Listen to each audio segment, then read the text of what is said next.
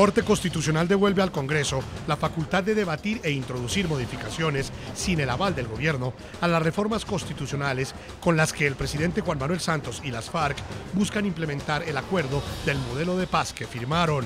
No, la Corte consideró que esos dos literales resultaban incompatibles con el principio de separación de poderes en la medida en que establecen unas restricciones y limitaciones a la capacidad deliberativa y decisoria del Congreso de la República que resultan incompatibles con eso, el principio de separación de los poderes. Tras una demanda del senador y precandidato presidencial del Partido Centro Democrático Iván Duque, el Alto Tribunal declaró inconstitucionales dos literales de la reforma que habilitó el denominado Fast Track. Ya el Congreso no está sometido a la voluntad de Juan Manuel Santos como lo pretendían, y ahora el Congreso puede modificar lo que estime conveniente y puede votar artículo por artículo. Creo que esto garantiza que ya no vamos a tener, por lo menos en esta deliberación, un Congreso convertido en un notario. De manera inmediata, el gobierno colombiano y las FARC reaccionaron ante el fallo de la Corte Constitucional. La decisión de la Corte no ayuda a la implementación del acuerdo, abre las puertas para regresar a la guerra. De tal manera que el gobierno nacional no ve con preocupación el efecto de la sentencia porque confiamos plenamente en que el Congreso de la República continuará el trámite del proyecto, de los proyectos que implementan los acuerdos de paz. Hoy en el programa La Noche de NTN 24 hablan los protagonistas de la noticia.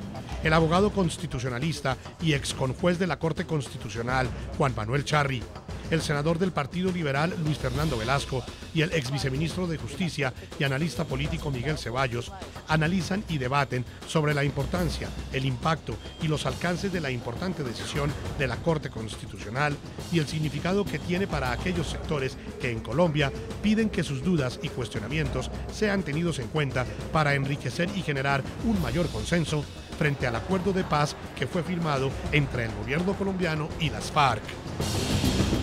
Comienza La Noche bajo la dirección de Claudia Gurizati.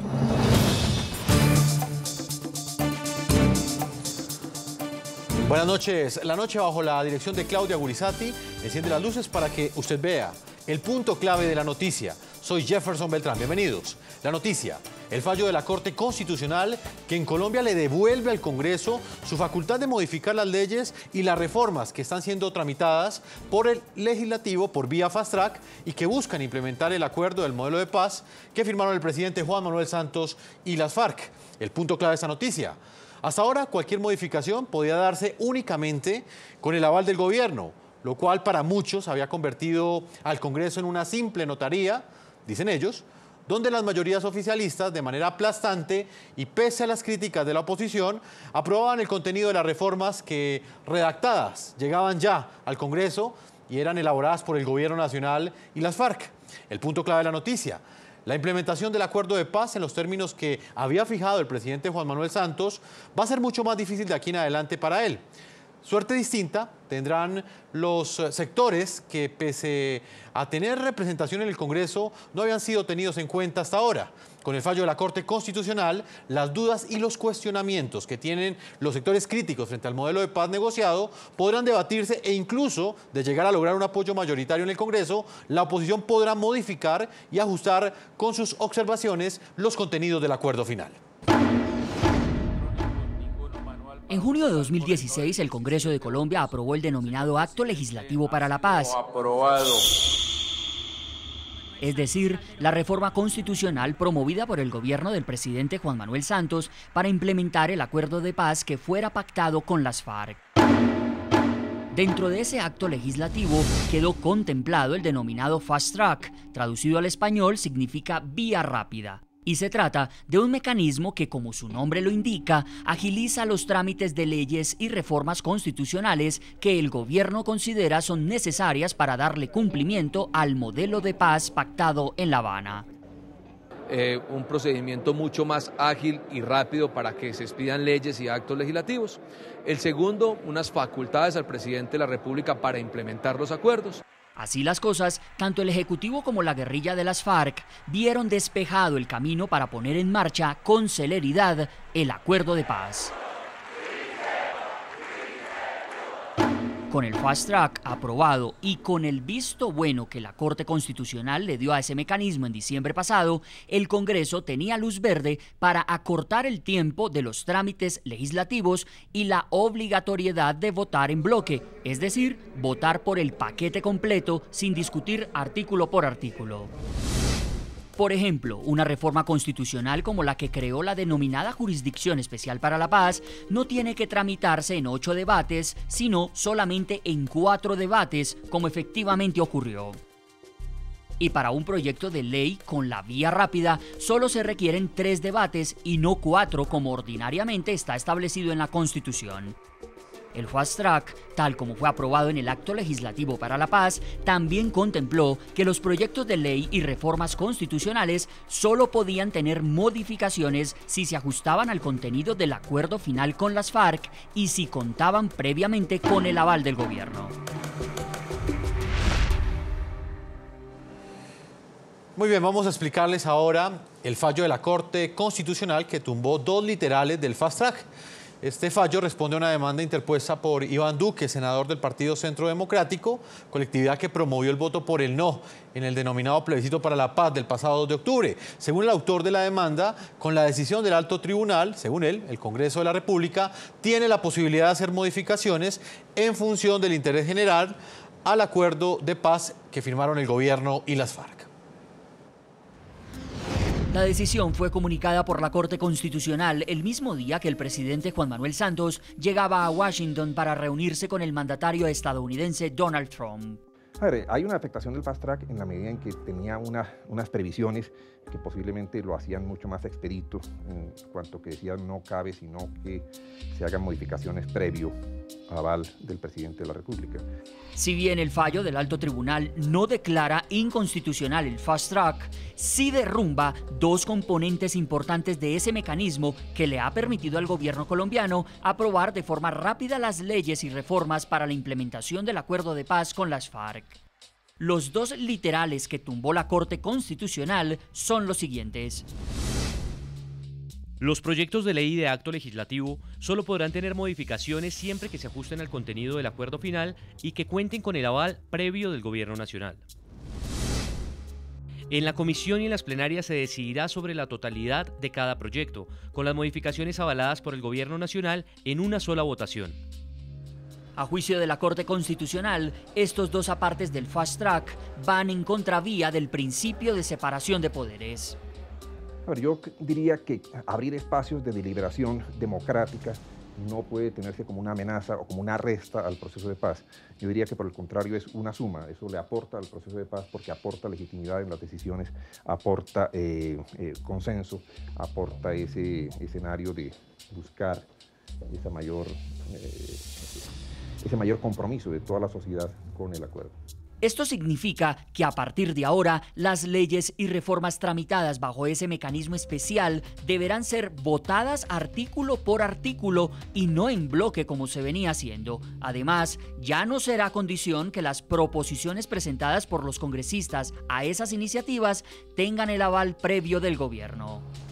Que la decisión de la Corte, el gobierno la acata, la respeta, no la comparte, pero la acata y la respeta como ha sido su tradición. Aunque el Tribunal Constitucional mantiene el Fast Track como instrumento de la implementación del Acuerdo de La Habana, el gobierno de Juan Manuel Santos admitió que la reciente decisión puede demorar y dificultar el trámite y puesta en marcha de las leyes y reformas pendientes para tal fin. El cambio al final es un cambio mínimo que puede demorar, que este procedimiento era ágil y expedito, le quita un par de elementos, pero fácilmente adaptables en la medida en que se conservan unas mayorías a favor de la paz en el Congreso.